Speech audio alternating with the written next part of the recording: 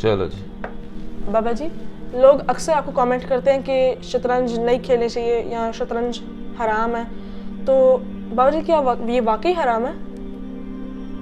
ये कैसे हो सकता है बेटा? अगर ये हराम है और हमारे घर में है, आपको पता हम इन चीज़ों का बहुत सख्ती से ख्याल रखते हैं। जी बाबा जी। अगर ये हराम होती तो हमारे घर में ही ना आती, खेलना तो बड़ी दूर की बात है। ये सिर्फ एक गेम है, हम खेलते हैं ज़हनी नशोनुमा के लिए, अपनी फैमिली के साथ अच्छा वक्त गुजारने के लिए।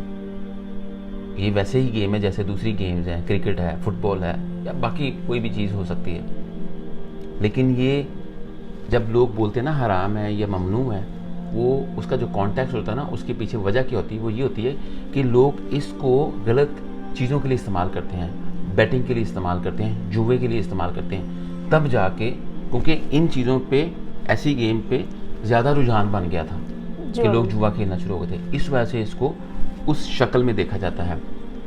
नहीं तो ये आम खेलों की तरह खेल है। अच्छा मुझे बताओ, ये पानी पड़ा हुआ है, ये हलाल है कि हराम है?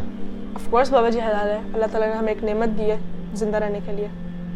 लेकिन बेटा नेमत तो है, लेकिन अगर ये गिलास, ये पानी अगर हमारे घर में हलाल की कमाई से है तो तब ये हलाल है। अगर ये हराम की कमाई से यहाँ पहुँचा है तो ये हराम है तो अल्लाह की नेमत।